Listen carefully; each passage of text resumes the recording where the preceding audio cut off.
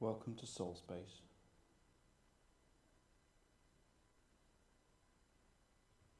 Nineveh was a city of wonders, beauty and richness unparalleled in the ancient world.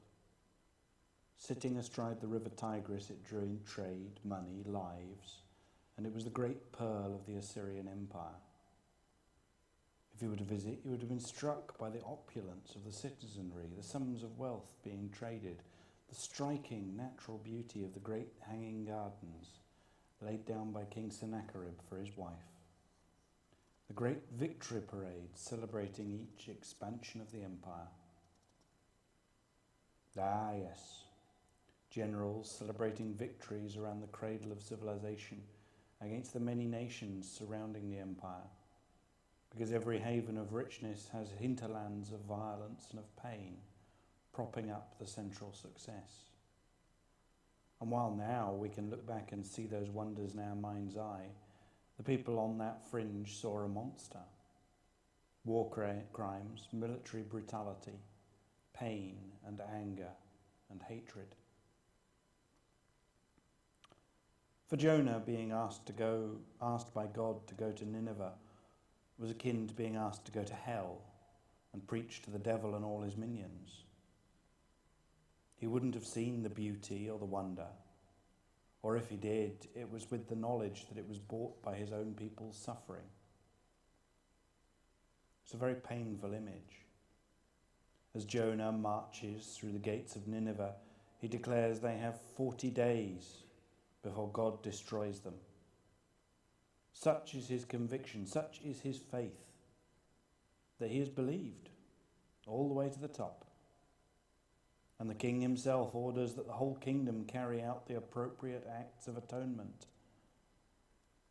And the Lord stretches out his hands and forgives them, as God so often does.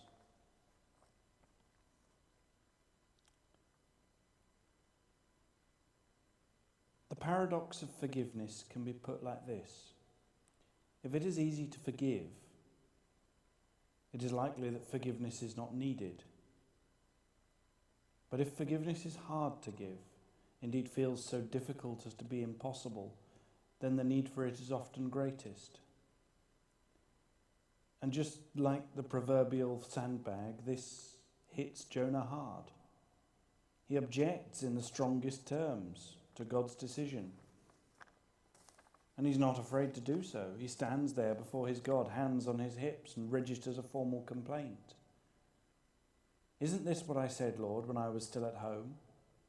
That is what I tried to forestall by fleeing to Tarshish. I knew that you are a gracious and compassionate God, slow to anger and abounding in love, a God who relents from sending calamity.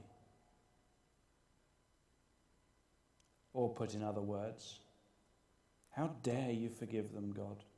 How dare you be so gentle, so forgiving, so unbelievably naive as to take them at their word?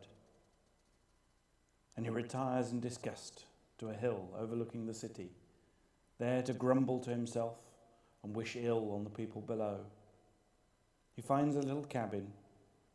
He builds a little cabin. He finds a little shrub and just gives up.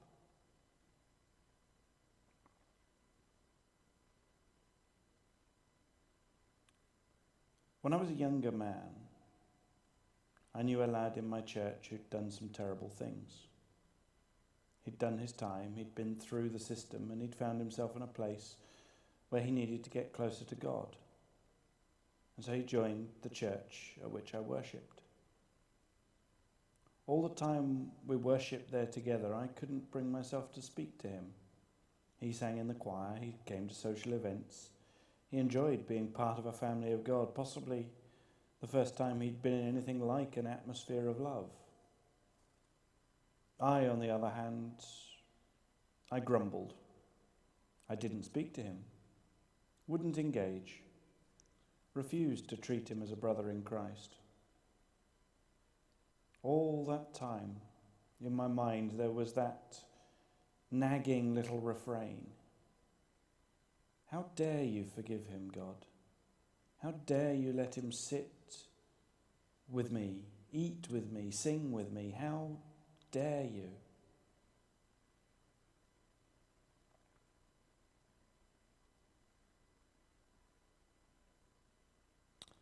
As Jonah sat there under the shrub, resting and grumbling to himself, suddenly he found the sun beating down on him.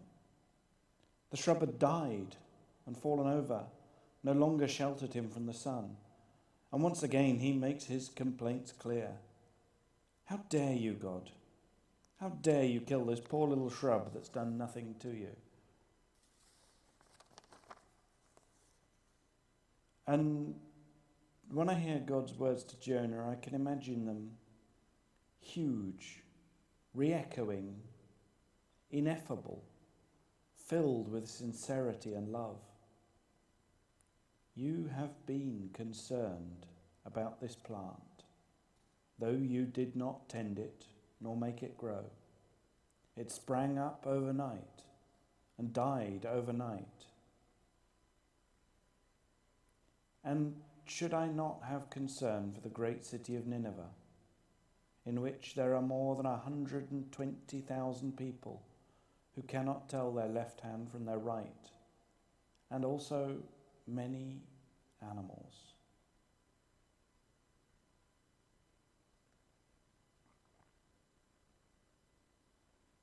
I like to think I'm a different man now than 10 years ago, that I might find forgiveness easier, find it simpler in my heart to reach out and treat that man as a fellow human being, without the arrogance and the fear in my head twisting me round.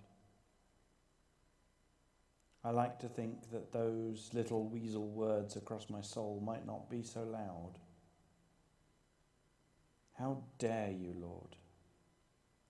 How dare you let him feel your love, your compassion, your forgiveness? How dare you give him that comfort and not me?